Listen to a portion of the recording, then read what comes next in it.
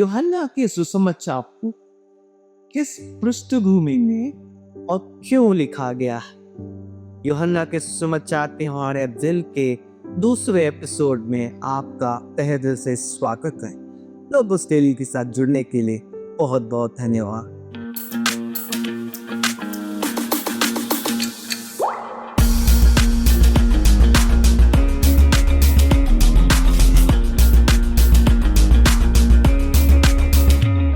यूहन्ना के सुसमाचार को अक्सर एक आत्मिक सुसमाचार कहा जाता है। प्रसिद्ध धर्मशास्त्री जॉन कैल्विन ने कहा था कि यदि अन्य 3 सुसमाचारों को यीशु के शरीर के रूप में देखा जाए तो यूहन्ना का सुसमाचार सुसमाचारों की आत्मा के समान है। इस प्रकार से यूहन्ना के सुसमाचार को समझना बहुत ही उचित है। यूहन्ना का सुसमाचार न सिर्फ आत्मिक है बल्कि वो धर्मशास्त्रीय रूप से गहराई से प्रेरित और ऐतिहासिक रूप से सुदृढ़ भी है। Theologically deep and historically strong. दूसरे शब्दों में ये एक ऐसा सुसमाचार है जो ऐतिहासिक रूप से स्थापित, धर्मशास्त्रीय रूप से उद्देश्यपूर्ण और आत्मिक रूप से अत्यंत समृद्ध है। पिछले एपिसोड का हमने देखा कि यूहन्ना का सुसमाचार पहली शताब्दी के अंत में लिखा गया। उस समय जब यीशु मसीह की कलीसिया फिलिस्तीन और उसके आगे तक फैल चुकी थी। प्रारंभिक कलीसियाएं परंपरा के अनुसार यूहन्ना की कलीसिया इफिसुस में स्थित थी और ये सुसमाचार मुख्यतः वहां रहने वाले विश्वासियों के लिए लिखा गया था। उस समय तक मसीही विश्वास अपनी यहूदी जड़ों से आगे बढ़कर पूरी संसार में एक व्यापक आंदोलन बना चुका था। इस सुसमाचार को लिखने का मुख्य उद्देश्य ये था कि विश्वासियों को यीशु मसीह में निरंतर अस्थिर रूप में विश्वास करते रहने के लिए प्रोत्साहित किया जाए और विश्वास करने के द्वारा हुए उसके नाम में जीवन प्राप्त है। इसी कारण यूहन्ना के सुसमाचार तो कोई भी गंभीर अत्य उसके घोषित उद्देश्य से आरंभ होना चाहिए, जो हमें यूहन्ना 20 अध्याय 30 से 31 आयत में मिलता है। यूहन्ना लिखता है, यीशु ने अपने चेलों के सामने और भी बहुत से चिन्ह दिखाए जो इस पुस्तक में नहीं लिखे गए, परंतु ये इसलिए लिखे गए हैं कि तुम विश्वास करो कि यीशु मसीह ही परमेश्वर का पुत्र है। यीशु ही मसीह परमेश्वर का पुत्र है और विश्वास करके उसके नाम से जीवन पाओ। That you may believe। यहाँ सबसे महत्वपूर्ण शब्द है विश्वास करो, कि तुम विश्वास करो। मैन्युस्क्रिप्ट्स, जिसको हम पांडुलिपि कहते हैं, पांडुलिपियों का प्रश्न यहाँ पर देखना बहुत उचित है। नया नियम जिस रूप में आज हमारे हाथों में है, उससे पहले उसकी रचनाएं पांडुलिपियों के रूप में कलीसियाओं के बीच में होती थी। इनमें से कुछ पांडुलिपियां अत्यंत प्राचीन हैं। बाइबल विद्वानों के अनुसार यूहन्ना से संबंधित कुछ पांडुलिपियां पहली शताब्दी के बहुत निकट की है। रोचक बात यह है कि कुछ पांडुलिपियों में विश्वास करो क्रिया भूतकाल में लिखा है, जबकि कुछ में ये वर्तमान काल में पाई जाती है। यदि भूतकाल मूल है तो सुसमाचार का उद्देश्य सुसमाचार प्रचार होगा, इवेंजलिस्टिक, अर्थात उन लोगों को विश्वास में लाना जो पहले विश्वास नहीं करते थे। यदि वर्तमान काल मूल है तो उद्देश्य पासवानी होगा, पास्टरल, अर्थात विश्वासियों को यीशु मसीह परमेश्वर के पुत्र में लगातार विश्वास करते रहने के लिए प्रोत्साहित करना। इसका अर्थ ये होगा कि यह सुसमाचार उन लोगों के लिए लिखा गया था जो पहले से विश्वास करते थे, परंतु जिन परिस्थितियों के कारण उनके लिए विश्वास पे बना रहना कठिन हो रहा था, उससे उनको बाहर लाने के लिए यूहन्ना के सुसमाचार को लिखता है। यूहन्ना के सुसमाचार के अधिकांश विद्वान इस दूसरे उद्देश्य को अधिक संभावित मानते हैं। इस निष्कर्ष को समझने के लिए हमें पहली शताब्दी के समय की ऐतिहासिक स्थिति को देखना होगा। ईस्वी 65 में फिलिस्तीन के यहूदियों और रोमी शासक के बीच तनाव भी बड़े युद्ध में बदल गया, जिसे रोमी यहूदी युद्ध कहा जाता है, रोमन जूइश वॉर। यह युद्ध 70 ईस्वी में यरूशलेम के मंदिर के विनाश के साथ समाप्त हुआ। मंदिर यहूदी का धार्मिक पहचान था, या यहूदी धार्मिक पहचान का केंद्र था, आइडेंटिटी मार्कर कह सकते हैं।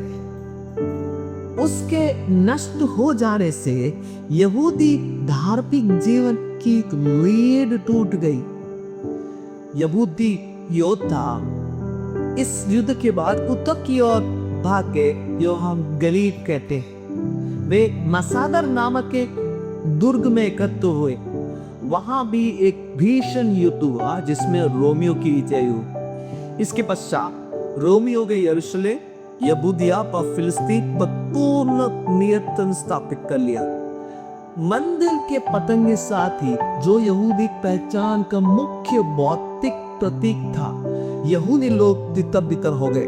लगभग 20 वर्षों तक उनके पास कोई केंद्रीय उपासना स्थल या बाहरी पहचान का चिन्ह नहीं रहा, सिवाय उनकी आत्मिक परंपरा के।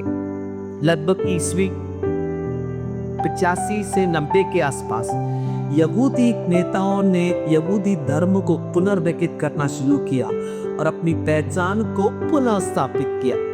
इस प्रक्रिया में उन्होंने यीशु के अनुयायियों को स्पष्ट रूप से अस्वीकार किया और ने यहूदी धर्म का हिस्सा नहीं बल्कि एक अलग पंथ घोषित किया।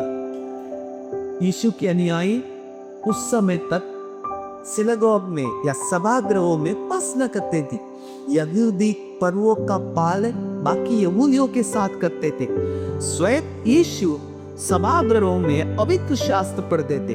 शिष्य नियमित रूप से मंदिर जाते थे, परंतु अब मसीही आंदोलन को रोकने के लिए सभागृहों में यीशु के अनुयायियों से बहिष्कार जैसे कदम उठाए गए। यूहन्ना के सुसमाचार में हमें ऐसे कई पद मिलते हैं जो ये दिखाता है कि यीशु के अनुयायियों को धार्मिक अगुओं की ओर से विरोध का सामना करना पड़ा। यूहन्ना 7 और उसके 13 वहां पर इस प्रकार पढ़ते हैं, पर यहूदियों के डर से कोई उसके विषय में खुलकर नहीं बोलता था। ये दर्शाता है कि लोग यीशु के विषय में सार्वजनिक रूप से बोलने से डरते थे। ये डर साधारण लोगों से नहीं बल्कि उन अगुओं से था जिनके पास दंड देने या बहिष्कृत करने की शक्ति थी। यूहन्ना 9:22 इस डर को और स्पष्ट करता है। वहां लिखा गया है, यहूदी पहले ही ये ठहरा चुके थे कि यदि कोई यीशु को मसीह माने तो उसे सभागृह से निकाल दिया जाएगा। सभागृह से निकाले जाने का अर्थ था अपनी उपासना स्थल, समुदाय और पहचान को खो देना। यीशु का अनुसरण करने की एक वास्तविक सामाजिक कीमत थी। यूहन्ना 12 उसका 42 और 43 आयत में इस प्रकार लिखा है कि कुछ अगुओं ने भी यीशु पर विश्वास किया, लेकिन सभागृह से निकाले जाने के भय के कारण उन्होंने इसे खुले रूप से स्वीकार नहीं किया। ये उस दबाव को दिखाता है जिसका लोग सामना कर रहे थे। यीशु में विश्वास करने से परिवार और समुदाय से अस्वीकार किया जाना संभव था। यूहन्ना 16 उसके 2 पे कहते हैं, वे तुम्हें समाग्रहों से निकाल देंगे, बल्कि समय आएगा कि जो तुम्हें मार डालेंगे वे समझेंगे कि वे परमेश्वर की सेवा कर रहे हैं। यहाँ यीशु अपने चेलों को पहले ही चेतावनी देते हैं कि उनके साथ सताव होगा और कई बार उसे धार्मिक कर्तव्य समझकर किया जाएगा। इन सभी पदों को साथ पढ़ने से हमें प्रारंभिक विश्वासियों की स्थिति समझ में आती है। यीशु में विश्वास करना ना तो आसान था और ना भी सुरक्षित। यूहन्ना अपना सुसमाचार इस उद्देश्य से लिखता है कि विश्वासियों को ये प्रोत्साहन मिले कि वे कठिनाइयों, हानि और पीड़ा के बावजूद यीशु पर विश्वास करते रहे। संदेश बहुत स्पष्ट है। सच्चा जीवन सामाजिक स्वीकृति में नहीं बल्कि मसीह के प्रति विश्वास योग्य बने रहने के पाया जाता है। यहूदी मसीहियों का संघर्ष इससे अनेक यहूदी विश्वासियों के सामने गहरी दुविधा खड़ी हो गई।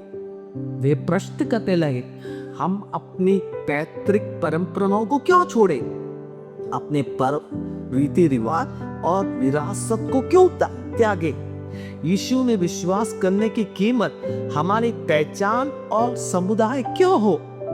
इसी संदर्भ में यूहन्ना ये सुसमाचार लिखता है ताकि वो विश्वासियों को कठिन परिस्थितियों के बावजूद विश्वास में बने रहने के लिए चुनौती और प्रोत्साहन दे। यूहन्ना ये स्पष्ट करना चाहता है कि यीशु के द्वारा विश्वासियों को ये सब कुछ नया मिल रहा है, जिसकी प्रतिक्रिया इब्रानी पवित्र शास्त्र में की गई थी।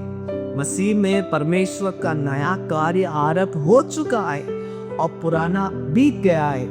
मसीही युग का उद्घाटन हो चुका है, तो फिर पुराने और अप्रचलित ढांचों से क्यों चिपके रहे जब परमेश्वर ने मसीह यीशु में कुछ नया किया है।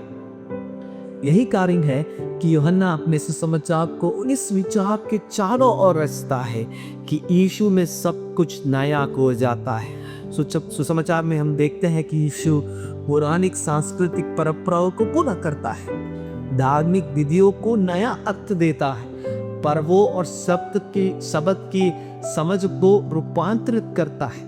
उदाहरण के लिए यूहन्ना 6 अध्याय में जब यीशु अपने शरीर को खाने और अपने लहू को पीने की बात करता है, जिसे कलीसिया बाद में पवित्र भोज के रूप में समझती है, तब बहुत से चेले कहते हैं ये कठिन बात है और वे इसे छोड़ देते हैं। यूहन्ना के सुसमाचार में ही हम देखते हैं कि कुछ अनुयायी पीछे हट जाते, फिर भी संदेश स्पष्ट है। सच्चा जीवन उन्हीं को मिलता है जो विश्वास में बने रहते हैं।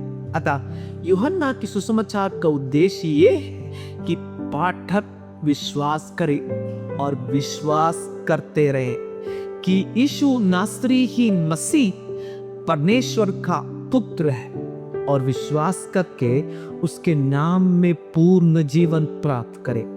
आगे के अध्ययन में हमें यूहन्ना की सुसमाचार को इसी उद्देश्य को ध्यान में रखकर पढ़ना होगा। मसीह यीशु में परमेश्वर ने सब कुछ बिल्कुल नया किया है।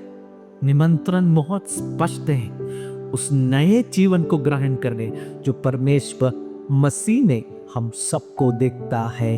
आप सबों को मेरा धन्यवाद। लोगोस टीवी के साथ आप लोग जुड़े रहे। प्रभु आपको, आपके परिवारों को, आपके जीवनों को बहुत आयत सी आशीष दे। धन्यवाद।